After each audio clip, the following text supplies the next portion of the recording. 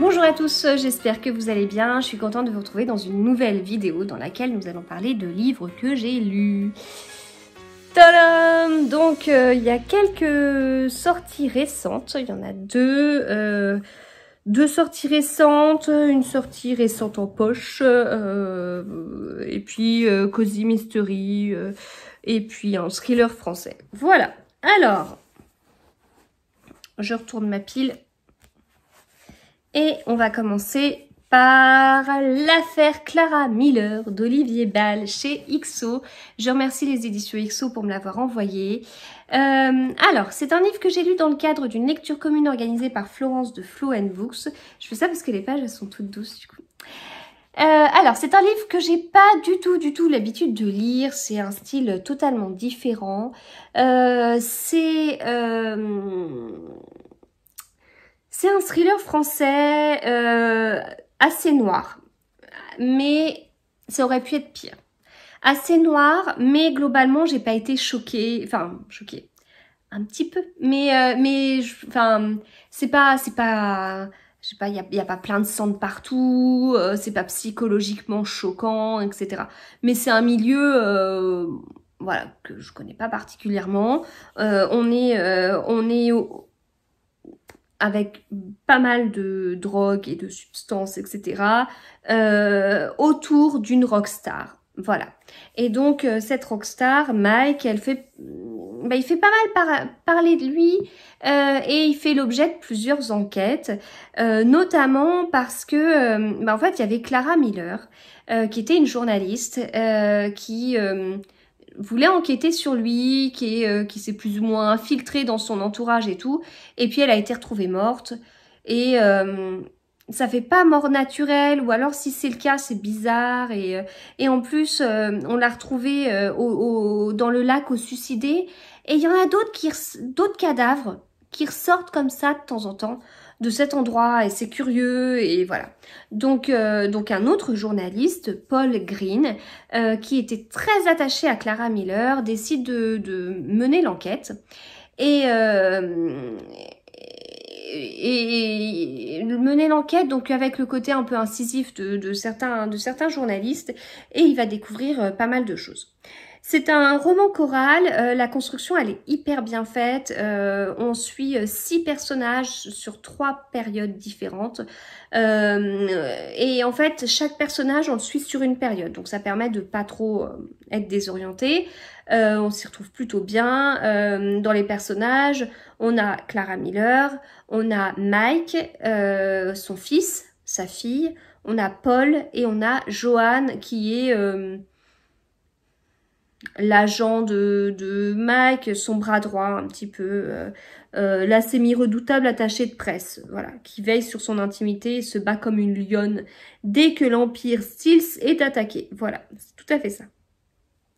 La construction, elle apporte énormément au livre parce qu'elle apporte un énorme dynamisme en fait.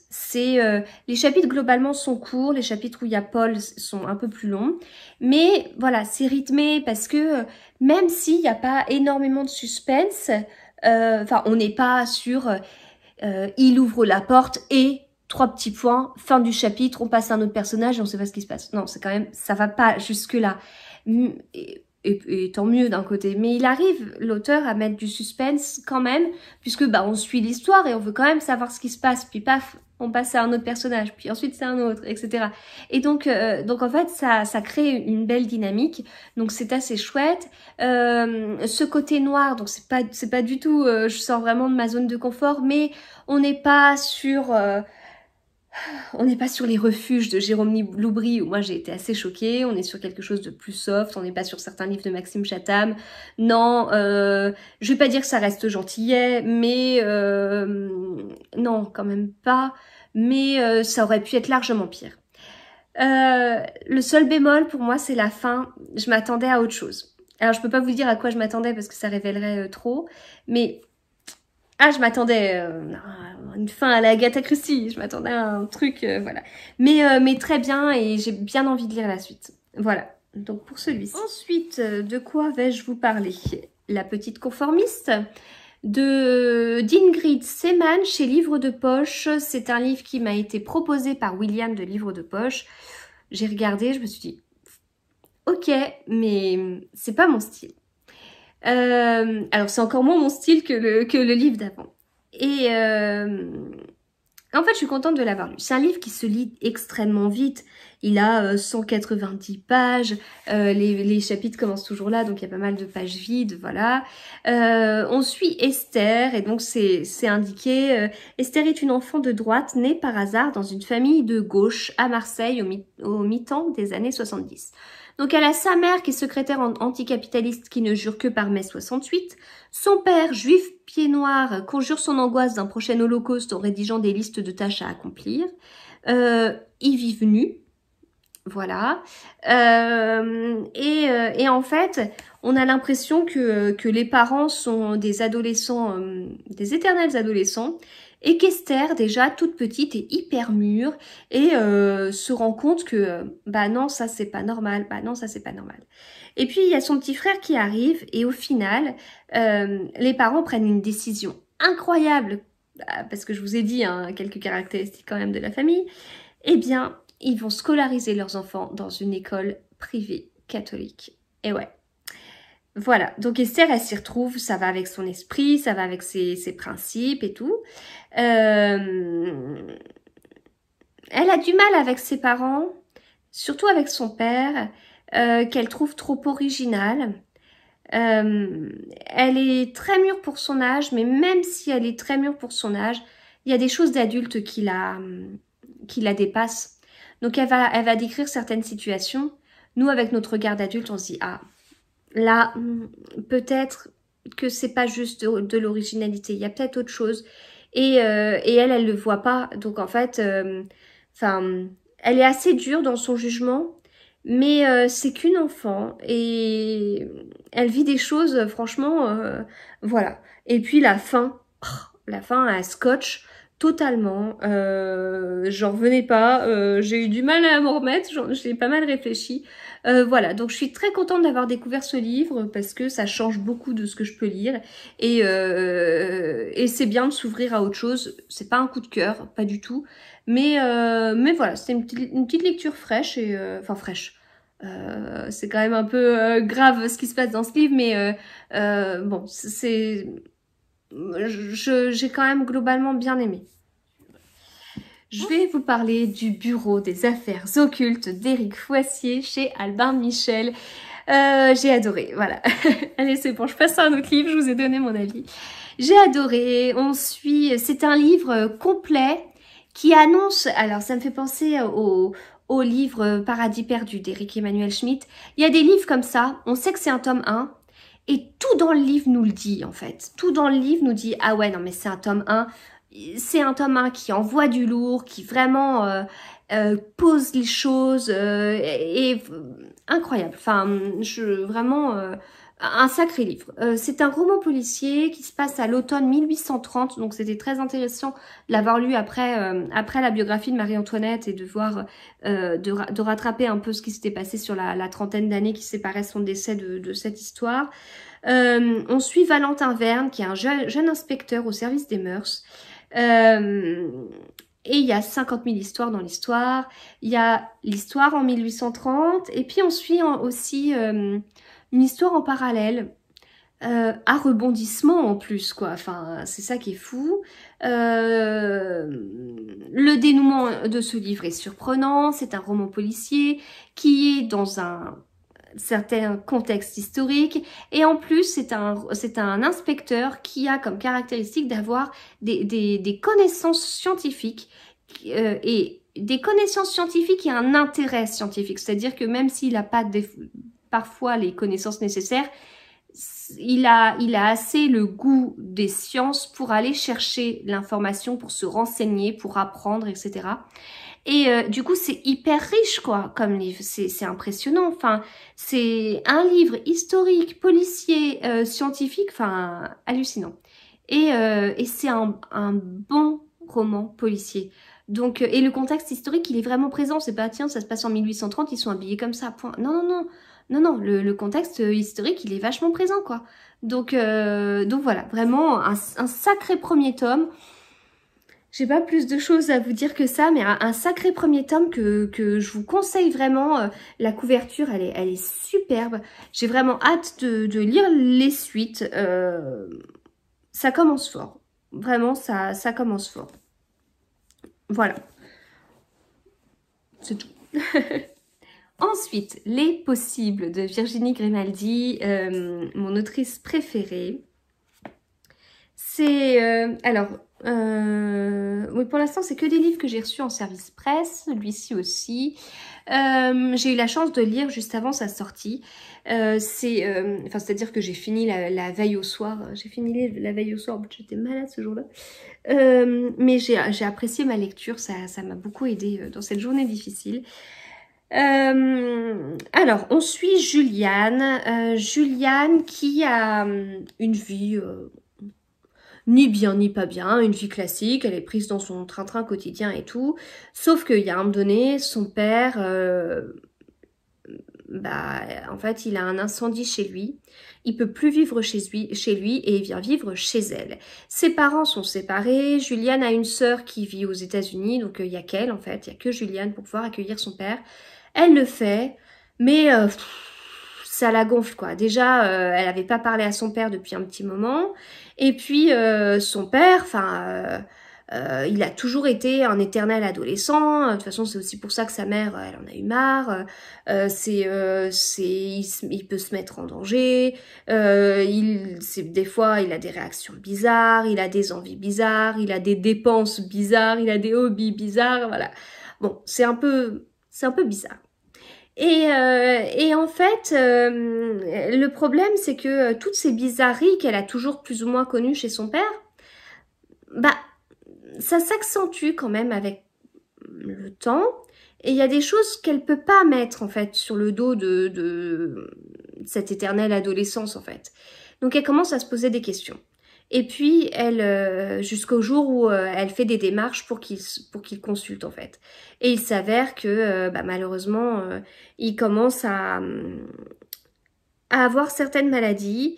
Et du coup, l'histoire devient assez triste. Voilà, l'histoire devient assez triste. Parce que ça prend plus forcément le même sens, parce que c'est plus un truc comme ça léger où on se dit oh c'est mon père. Non, non, là c'est autre chose. Voilà. Et puis, sans même savoir de quoi ça parle, on sent... Alors pourquoi est-ce qu'on le sent? Comment... Je sais plus exactement... En tout cas, on se pose vite... Oui, voilà, c'est ça. Pour mon père.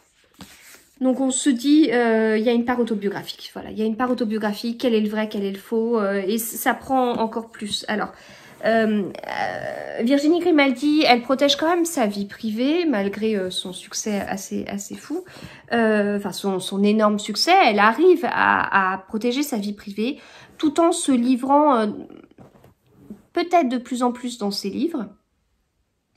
Sauf que, comme on connaît pas sa vie privée, on peut pas dire « Ah bah tiens, ça, elle l'a pris de son père. Ah non, ça, c'est pas son père. Ça, elle l'a pris de sa vie. Ah, mais ça, non, par contre, ça, c'est de la fiction. » On n'en sait rien, on sait pas démêler le vrai du faux. Donc, elle arrive quand même à protéger sa vie privée, puisque, voilà, mis à part quelqu'un qui la connaît bien, sinon, on saurait pas dire « Tiens, je connais sa vie maintenant. » Bah non, pas du tout.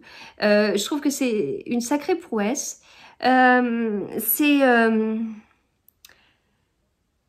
Bon, c'est un livre prenant, c'est un livre émouvant, c'est pas mon préféré, mais il a cette dimension justement, comme on sait qu'il y a une partie autobiographique, ça prend. Ce livre prend une tournure à laquelle je m'attendais pas. D'habitude, il y a toujours un sacré rebondissement dans ses livres, alors plus ou moins important. Dans son livre précédent, Et que ne durent que les moments doux, qui est sorti en livre de poche le jour de la sortie des Possibles en grand format, eh bien, il y avait un sacré rebondissement. Là, ça m'a manqué. Mais c'était émouvant, c'est des belles phrases. Et autant il y a le côté jolie phrase, poétique et tout, que je peux retrouver de certains auteurs que j'ai appréciés, voilà, il y a certains auteurs dont j'apprécie la plume, etc. Mais là, elle ajoute autre chose en fait. Il y a un côté très accessible. Alors c'est très accessible au niveau de l'écriture, mais c'est très accessible au niveau des références. C'est pas une écriture de la haute société, etc. Non, c'est des gens, c'est souvent des gens comme tout le monde, avec des anecdotes, des petits trucs du quotidien qu'on va comprendre, etc. C'est pas, on n'est pas sur du très chic, etc. Et j'apprécie ça en fait. Il y a un côté vraiment monsieur et madame tout le monde, pas de l'élite ou je sais pas quoi. Elle va avoir un humour qui des fois va être mais au ras des pâquerettes, mais c'est à mourir de rire, c'est extra, c'est tellement elle fait tellement personne qui a pas la grosse tête. Et c'est génial, et c'est ce truc qu'elle a en plus par rapport à d'autres en fait. Vraiment, l'écriture poétique, ok, alors je dis pas que c'est facile, hein, c'est déjà extra, mais au-delà de ça, on a cet humour, on a ce monsieur et madame tout le monde, et c'est génial, quoi. Voilà, et je me suis, mais j'ai éclaté de rire, enfin, à certains passages, voilà. Tout ça au milieu d'un sujet très triste, très prenant et tout, donc voilà. Vraiment, j'ai passé un très bon moment de lecture et la couverture, elle est trop belle. Et puis, je termine avec un livre que j'ai fini très récemment. C'est Son espionne royale mène l'enquête. C'est le tome 1 de cette série de Cozy Mystery, écrit par Rice Bowen chez La Bête Noire, chez Robert Laffont. C'est ce format qui est ni grand ni petit. C'était un prix découvert, donc il coûtait 9,90 €, mais sinon, c'est des livres qui coûtent en général 14-15 €. Comme les Agatha Raisin, comme les détectives du Yorkshire, etc. J'ai beaucoup aimé, bonne surprise, hyper accessible au niveau de l'écriture. Et ça se lit tout seul en fait, c'est incroyable, mais j'ai vraiment eu l'impression de l'avoir fini sans l'avoir lu, enfin c'était assez bizarre, enfin je vous en ai parlé en vlog. On est à Londres en 1932, on suit Lady Victoria Georgiana Charlotte Eugénie, fille du duc de Glengarry, et Rannoch, 34e héritière du trône britannique. Sauf que cette 34e héritière, elle est complètement fauchée. Elle vit chez son beau-frère, et alors la femme de son beau-frère, oh quelle peste alors, c'est incroyable, qui cherche à faire la moindre économie, le moindre truc. Georgie, elle est vraiment débrouillarde et tout, mais de toute façon ça tombe bien puisqu'elle a pas de sous, donc il faut qu'elle trouve des astuces. Mais elle est justement très astucieuse, elle a des sacrées idées, elle est pas du tout gourde, même si certains essayent de lui faire croire. Elle, ouais, j'ai beaucoup aimé le personnage parce qu'elle est pas nunuche. J'ai beaucoup aimé l'écriture qui était hyper accessible, et puis le contexte quoi. Londres 1932, c'est génial, c'est trop chic, et en plus on n'est pas dans n'importe quelle maison, enfin elle est héritière, donc même si elle est complètement fauchée, ça lui ouvre énormément d'avantages. Enfin c'est ça qui est assez marrant, comme quoi l'argent fait vraiment pas tout. Le titre aussi. mais voilà, bon, j'ai bien aimé, j'ai bien envie de lire la suite. De toute façon on a prévu une lecture commune pour le tome 2. Le dénouement était surprenant, dénouement en plusieurs parties, mais alors surprenant, puis dans les 10 dernières pages. Donc voilà, j'ai été prise dans ce Cozy Mystery, excellent Cozy Mystery, parce que pour moi un Cozy Mystery c'est les premiers que j'ai lus, c'est les Agatha Raisin, donc il y a un côté cottage anglais. Et là, on est à Londres en 1932 avec des codes, le fait que, enfin surtout avec, entre la période et puis son titre. Donc normalement, elle aurait pas le droit de sortir toute seule. Voilà, c'est des petites choses comme ça. Voilà, bon, j'ai vraiment un chouette livre. Voilà, et bien écoutez, j'ai terminé cette vidéo sur les livres que j'ai lus. J'espère que ça vous a plu. Si c'est le cas, n'hésitez pas à laisser un petit pouce vers le haut parce que ça fait toujours plaisir. Et si vous avez lu l'un de ces livres, n'hésitez pas à m'en parler, ça m'intéresse. Bon là, il y a quelques nouveautés. Bon, peut-être que le livre d'Olivier Ball et puis là Son espionne royale, c'est des livres qui ont été davantage lus que les 3 autres, mais voilà, bon, j'ai hâte d'avoir vos avis en commentaire et je vous retrouve bientôt. Bonne lecture d'ici là.